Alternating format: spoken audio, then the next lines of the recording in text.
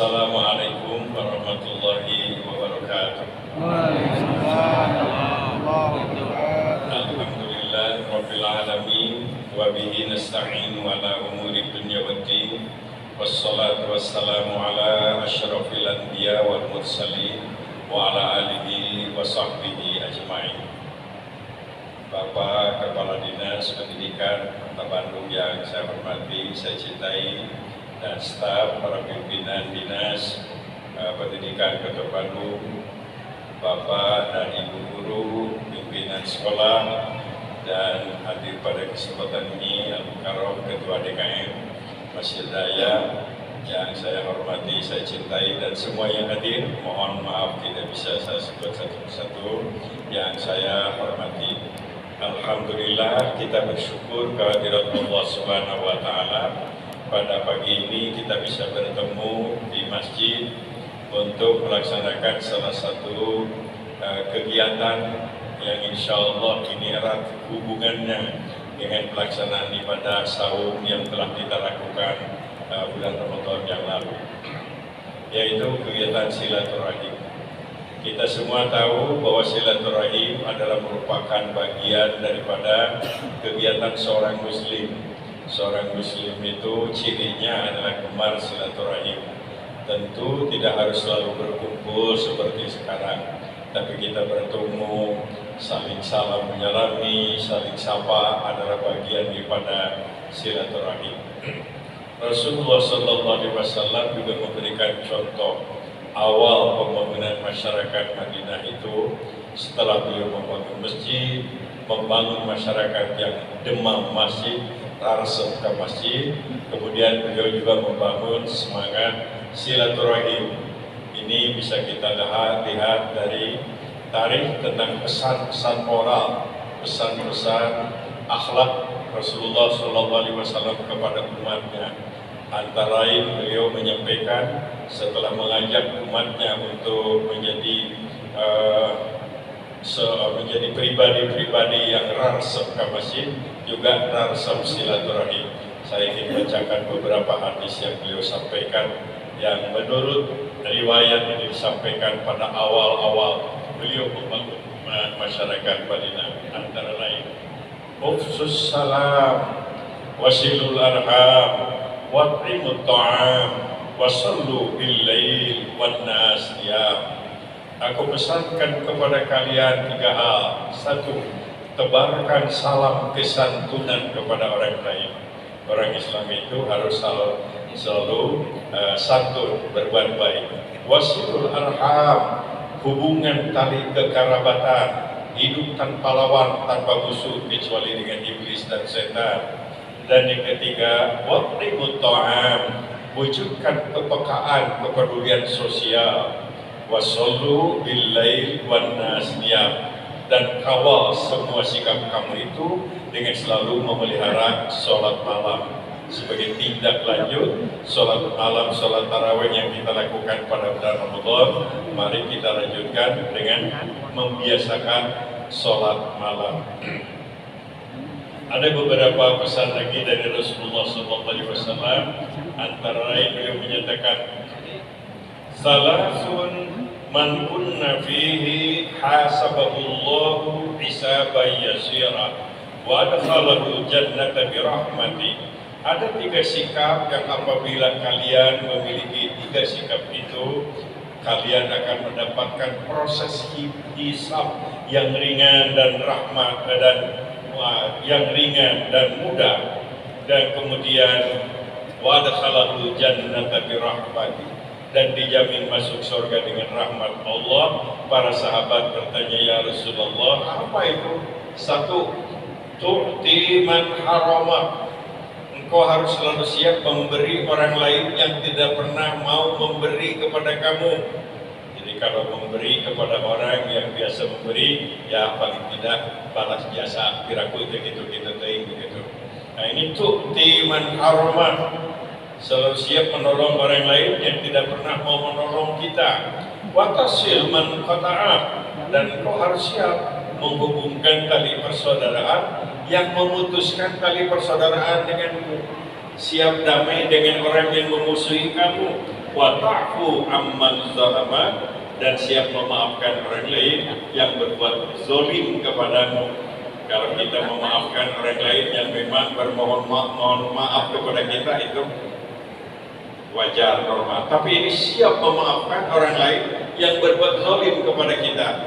Nah, mudah-mudahan kita termasuk orang-orang yang memiliki kualitas seperti yang dipesankan oleh baginda Rasulullah SAW. Ibu dan bapak, kita telah melaksanakan saum Ramadan. Mudah-mudahan saum Ramadan kita diterima oleh Allah Subhanahu Wa Taala. Saum itu diterima kalau kita melaksanakan saum sesuai dengan aturan.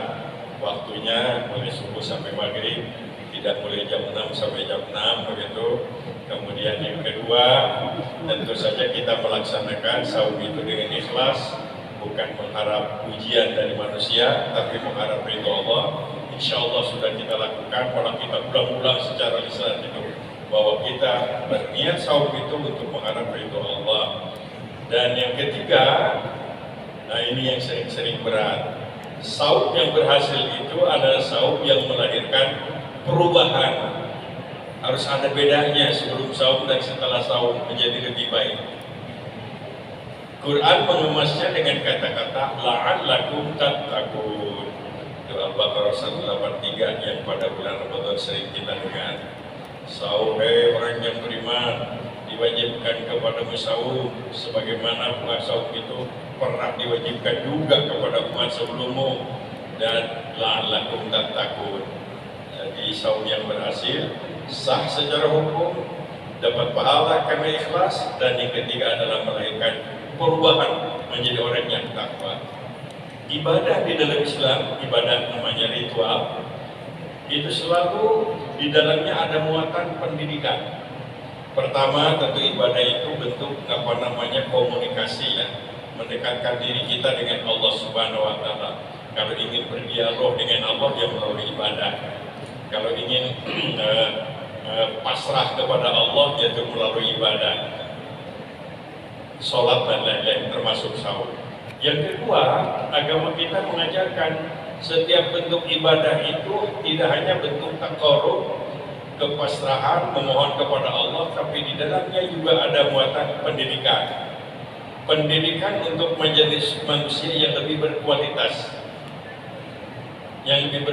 lebih soleh gitu. Eksplisit dalam Quran kita lihat, menghafal, mengingat kembali. Satu, sholat itu wajib, sholat itu ibadah penting. Tapi juga sholat dikatakan harus bisa tanha anil fahsya wal munkar. Sholat yang berkualitas itu harus bisa mencegah perbuatan jahat dan perbuatan munkar. Orang yang rajin salat paling tidak peluang untuk berbuat dosa lebih sedikit karena waktunya dipakai untuk sholat.